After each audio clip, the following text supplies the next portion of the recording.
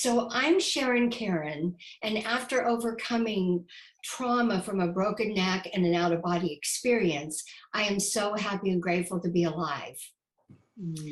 I know what it's like to overcome trauma, and I will help you to clear away the past so that you can embrace your future with purpose and your heart and soul connection. So we do this by working in your Akashic field, and this is exactly how I did it. I just want to share that with you. And also, this is the reason that I began Sharon's Hall of Records. The healing happens on so many different levels and can be overwhelming for some people at times. It can be very trying to figure it all out. So it was my vision to create a safe and sacred space that we are in today sharing with one another. So I want everybody to take a deep breath in and out really slowly like you're blowing through a straw. This is the sacred breath that we're breathing. And you can send it down your legs and into the bottom of your feet, and you can feel, wiggle your toes and feel the tingling on the bottom of your feet from Gaia, the Mother Earth. We're connected with gravity and we can't float away. So we're always safe. And so we can tell ourselves when we breathe and ground that we're safe. I'm safe, I'm safe, I'm safe. Because so many people feel disconnected. They really aren't disconnected, but it kind of feels that way. So we're just going to get rid of that. So that's why I created this place to come together and talk about all the various ways that healing happens. And I'll be putting some of my information in the chat so you can save the chat. But now I have the absolute pleasure to introduce to you an integrative life coach and EFT tapping practitioner, Jude Weber.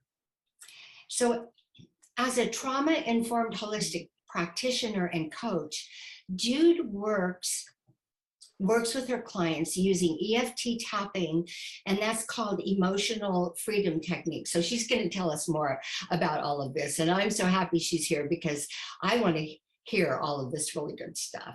So Jude educates her clients to fill in the missing pieces of their life journey that are often overlooked to bring them into harmony and living a happy and healthy life. So clients then can release unhealthy patterns, limiting beliefs, to live their full expression. Jude does this by creating a gentle space for honesty and compassion to allow her clients to experience their freedom within. So welcome, welcome, welcome. Thank you. Thank you. I felt like you were just describing me. I'm my own client. So thank you. Great, great. Well, let's begin because I haven't heard your story and I want you to tell us your story. Yeah. Well, how much time do you have? No, I'm not kidding. We'll be on the quick version. You know, I came into the world, and now that I've learned, because I'm also getting certified in the biology of trauma, and I used to say it unknowingly, but truly, I came into the world dysregulated. The whole long history about, the birth that I won't get into, but really my story in total up until today is really one of like relentless resilience and really the power of the human spirit, because I feel like sometimes when one like myself is so unable to make decisions because of the depth of illness that our spirit chooses for us. And I feel like my spirit literally chose for me to keep going. And, the nutshell version is I came from a lot of childhood trauma, both emotionally, but also physically. And I also I had eczema at 2. And that was really my first trauma that I remember. Just no one explained to me what was going on. It was just like we had a caretaker that took care of me because my mother wasn't able to. I'm the youngest of 4 children. So she was in the world that she was in. And I had this caretaker that took care of me. And I just remember, my mother coming in the bathroom and like slathering cortisone on me. And I didn't know what was wrong with me. I never realized that was my first trauma until recently, because I always had associated my trauma with physical trauma a couple of years later. But anyway, as a result, as life would have it, this grew into, I became a compulsive overeater as a child, just lived in terror, stuffing all my feelings, just terrified, never felt safe. My home was not a safe place. Coming out of the womb was not a safe place. But anyway, that ultimately grew into a desire to be perfect, right? So I just, I basically, my whole life up until now was at war with myself. I didn't want to be in my body. I didn't want to be in my human experience. So it's a big piece of my journey, having been in this dance with death. And that showed up several times in my life. So it started out as an eating disorder when I was about 19.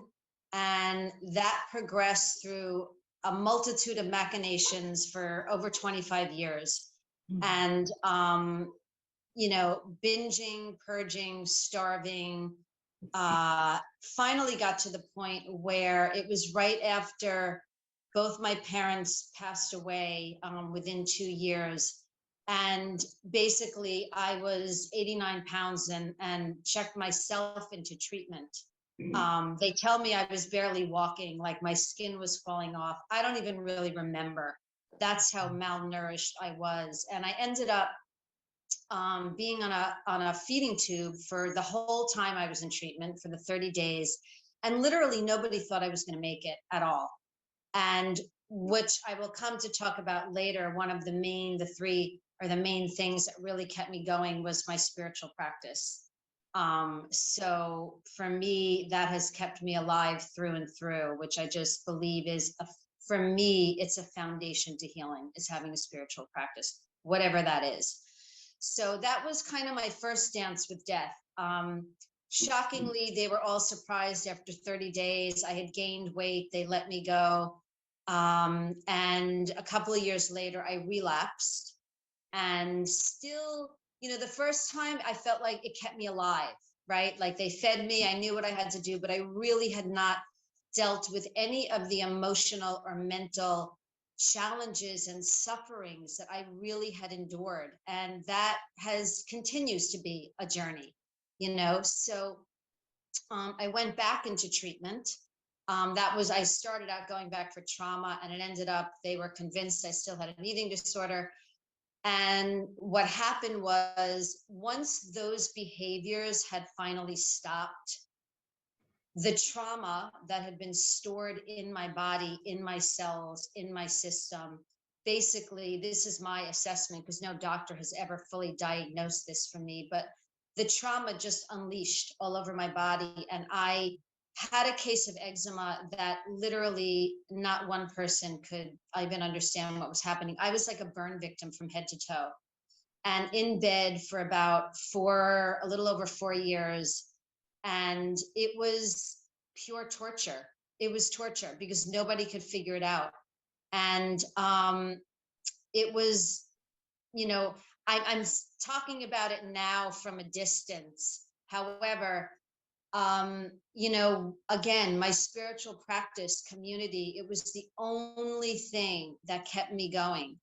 And, sorry, Sharon, I'm giving away a couple of my tips of what kept me going, but Well, the that's other okay. You can just throw them in right now. I don't have to ask you. The other thing, because, when you're in that kind of dire pain and uncertainty and,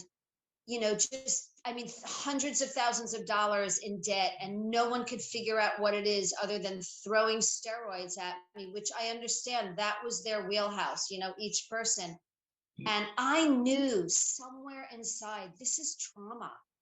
And I didn't know how to deal with it. And I didn't, at that time, have access to the people who could guide me through that.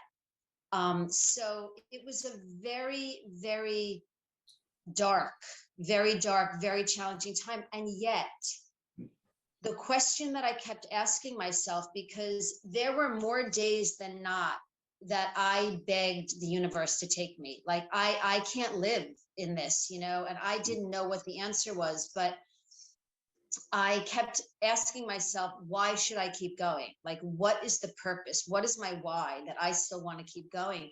And it was always that I have to heal so that I can help other people. It was, I made this vow that if I, you know, was healed, or if I got to a place that I could be back in life, that I would dedicate my life to helping other people.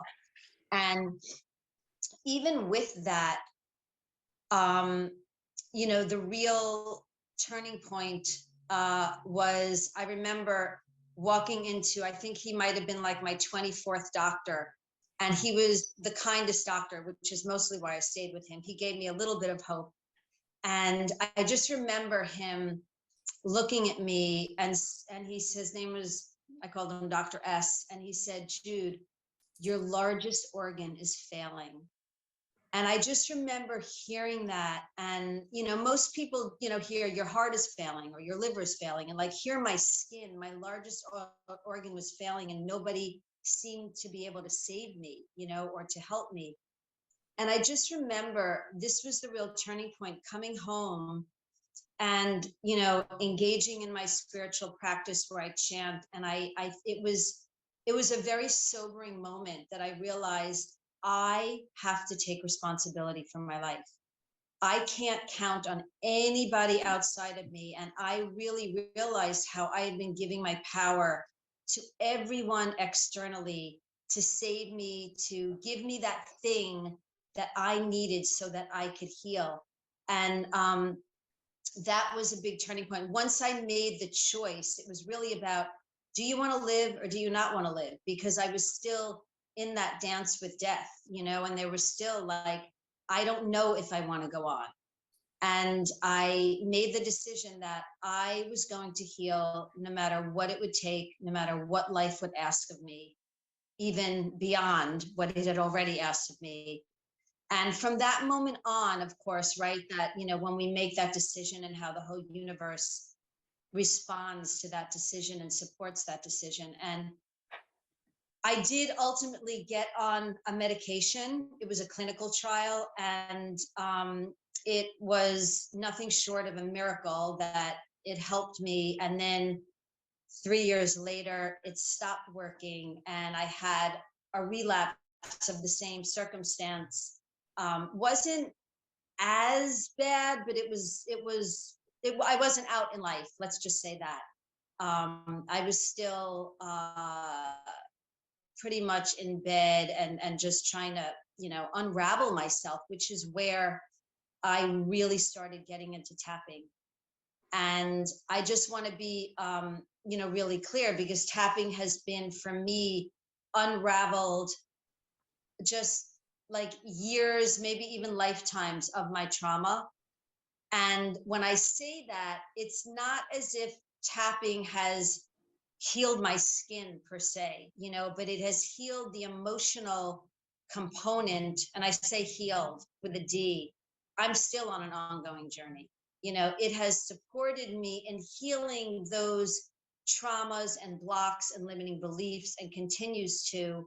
That has really gotten in the way of me loving myself, because ultimately that's what it is. I was at war with myself my whole life. I did not want to be in this human experience. I didn't want to accept that these were my circumstances. And I really believe in the end, the suffering is not the thing itself, but it's actually it's our relationship to whatever that thing is. Like, I was making my body wrong, the condition wrong, myself wrong. It was my enemy. And as long as I was in that level of vibration and, you know, disruption of the harmony of my body, I was never going to heal. And so that piece of it continues. You know, just healing the layers and the levels of what blocks me from keeping myself from loving myself as I am, who I am in this, human experience. Well, you know what, Jude? It's a journey and it's not a destination.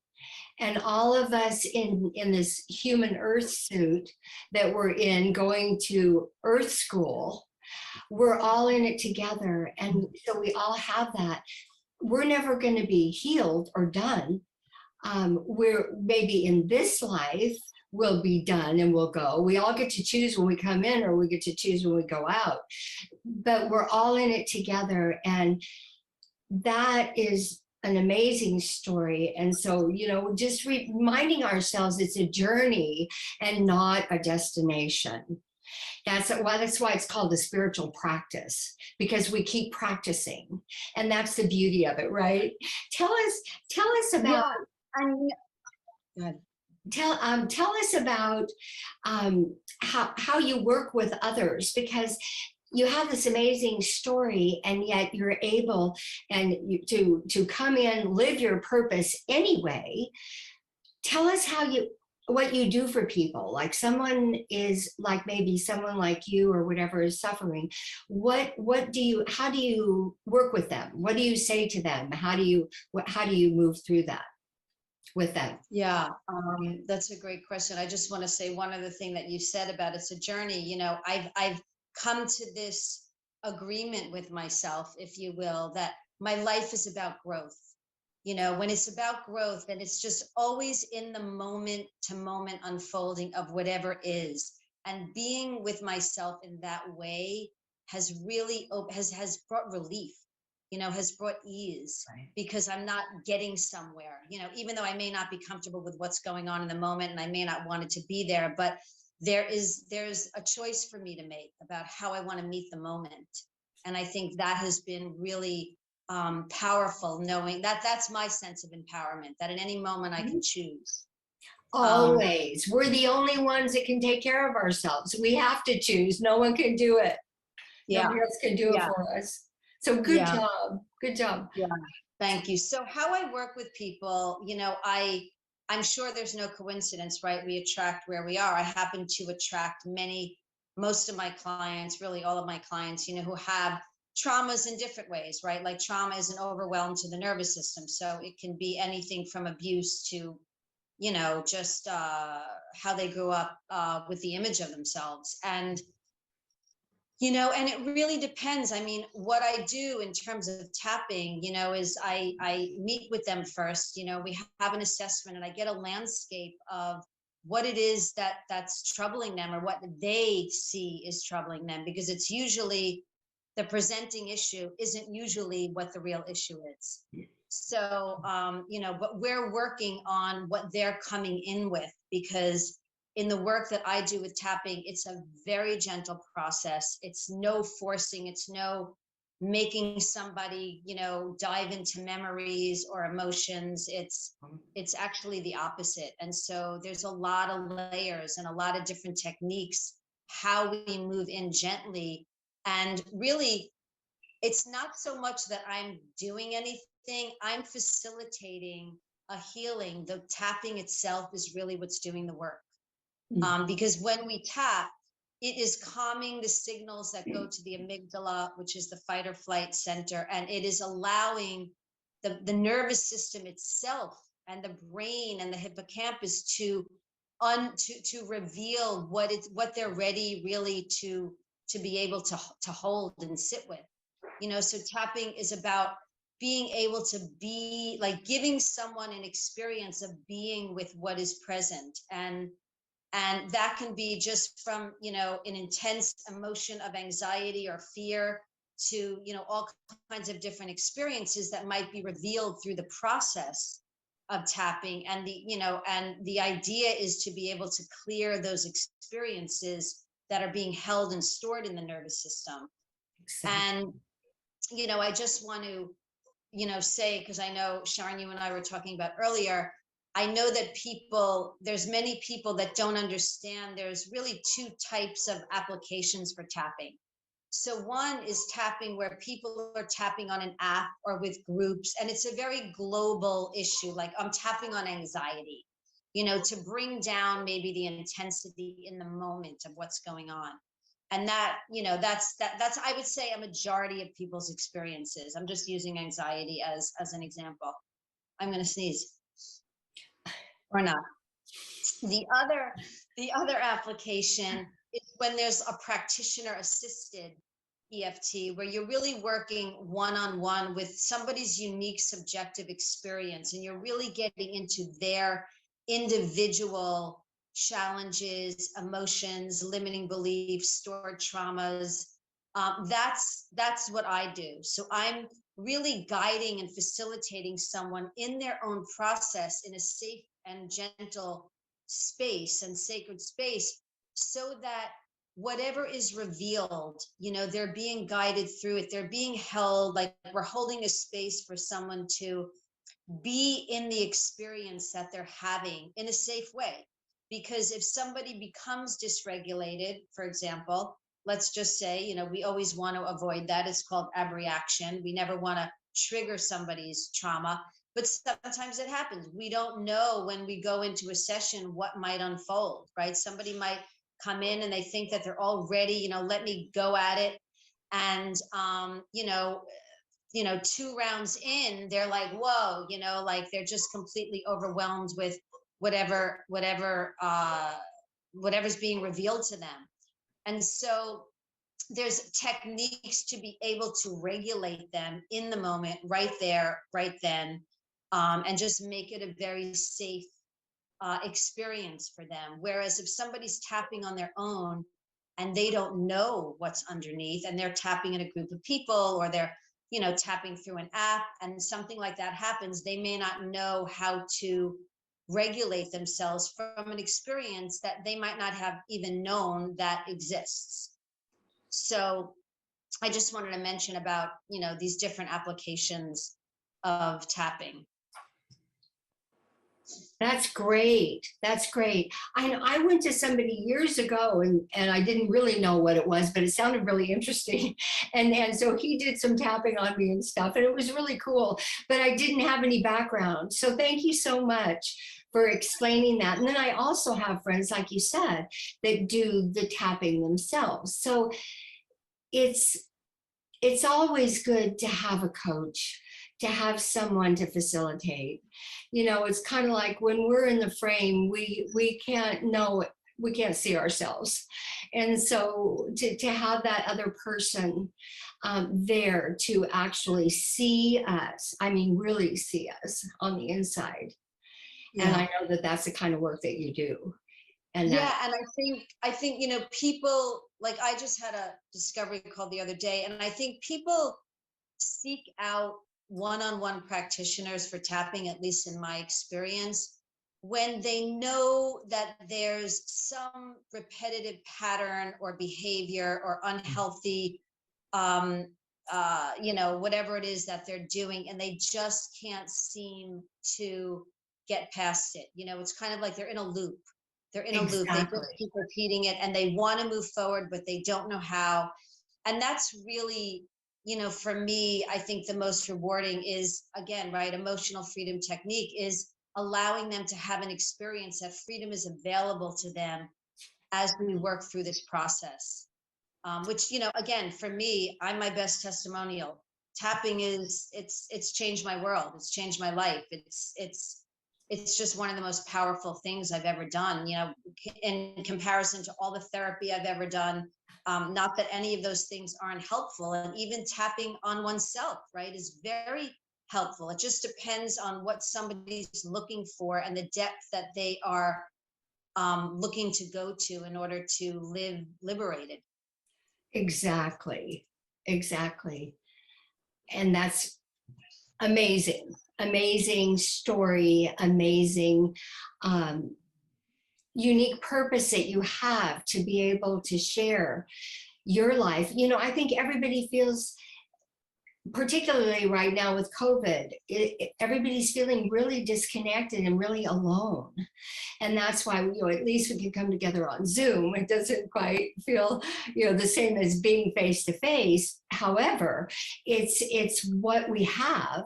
And now we have more, and hopefully it's going to just continue to go in that direction. But for you to be able to have the knowing that you've had and what you went through, and how it really is the soul talking. The soul's what keeps us alive. By the grace of God go I, with my broken neck and above the car, like I must still have something to do.